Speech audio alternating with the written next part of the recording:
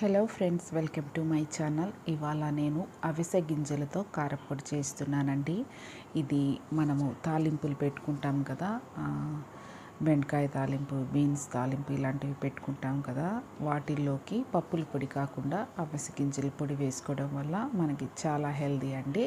దీంట్లో omega fatty 3 acids ఉంటాయి కదా, ఇవి మనకి మంచి కొలెస్ట్రాల్ని పెంచి చెడు కొలెస్ట్రాల్ని తగ్గించడానికి మంచిగా ఉపయోగపడతాయి. దానికోసం నేను ఇవాళ ఈ రెసిపీని చూపిస్తున్నాను.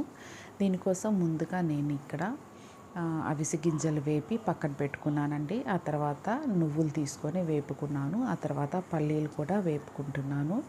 ఈ పల్లీలు కొంచెం వేగాక దీంట్లో 1 స్పూను ధనియాలు, 1 స్పూను జీలకర్ర కూడా వేసి వేయించుకుందాము. నేను ఇక్కడ అవిసె గింజలు ఒక 100 గ్రామ్స్ తీసుకున్నానండి. నువ్వులు ఒక 50 గ్రామ్స్ తీసుకున్నాను. పల్లీలు ఒక చిన్న కప్పుతో తీసుకున్నాను.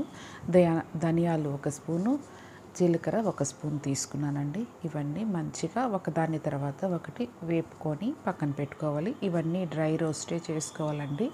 తర్వాత ఇక్కడ నేను కొంచెం చింతపండు తీసుకున్నాను. ఇది కొంచెమే, అంటే ఒక లెమన్ సైజ్ కూడా లేదు, దాంట్లో హాఫ్ అనుకోండి, అంతేను, కొంచెం తీసుకున్నాను. తర్వాత ఇక్కడ నేను ఎండుమిరపకాయలు తీసుకున్నానండి. ఎండుమిరపకాయలు కొంచెం ఎక్కువగానే తీసుకోవాలి.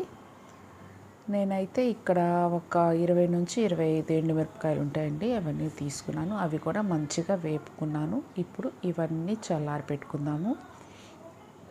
తర్వాత వీటిని మిక్సీలో వేసి మనము పొడి చేసుకోవాలండి. ఇక్కడైతే నేను ముందుగా ఎండుమిరపకాయలు, చింతపండు, వేరుశనగపప్పు, ధనియాలు, జీలకర్ర ఇవన్నీ వేసేస్తున్నానండి. ఇది దోశల మీద పైన వేసుకొని పొడి దోశలాగా కూడా చేసుకుంటే కూడా చాలా మంచిది, చాలా టేస్ట్గా కూడా ఉంటుందండి. తాలింపులలోనే కాకుండా వేడి వేడి అన్నంలో కూడా వేసుకొని తినచ్చు. ఆ తర్వాత నేను ఇక్కడ కొంచెం సాల్ట్ కూడా వేసుకుంటున్నాను. ఇప్పుడు ఇది కొంచెం బరకగా మిక్సీ పట్టానండి, ఇంకొంచెం మెత్తగా వేసుకుందాము. ఓకే, ఇప్పుడు మెత్తగా మిక్సీ పట్టాను. ఇది వేరే బౌల్లోకి తీసేసుకుంటున్నాను. ఇప్పుడు ఆ మిగతా వాటిని కూడా వేసి మెత్తగా గ్రైండ్ చేసుకుందాము. ఆరోగ్యానికి చాలా మంచిదండి. మీ అందరూ కూడా ఖచ్చితంగా ఈ రెసిపీని ట్రై చేయండి. మీకు ఎలా వచ్చిందో నాకు కమెంట్లో చెప్పండి. నా రెసిపీస్ కానీ మీకు నచ్చినట్లయితే ఖచ్చితంగా నా ఛానల్ని సబ్స్క్రైబ్ చేసుకోండి ఫ్రెండ్స్. చూసారా, నేను మరలా వేసిన ఆ పొడిని కూడా మొత్తాన్ని ఒక బౌల్లో వేసుకొని మంచిగా మిక్స్ చేసేసుకున్నాను. ఉప్పు అంతా చూశానండి, అంతా కరెక్ట్గా సరిపోయింది. సో ఇదంతా మంచిగా ఆరిపోయిన తర్వాత నేను ఒక డబ్బాలో తీసి పెట్టుకుంటున్నాను. మనం దోశల పైన వేసుకోవచ్చు, పెసరట్టు పైన వేసుకోవచ్చు, ఇడ్లీలో కూడా మనం ఈ పొడితో నెయ్యి వేసుకొని తినచ్చండి.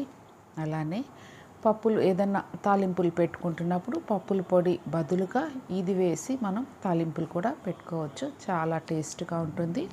అన్నిటికంటే ముఖ్యంగా చాలా చాలా హెల్దీ అండి. మీరందరూ కూడా ఖచ్చితంగా ట్రై చేయండి. ఓకేనా, బాయ్.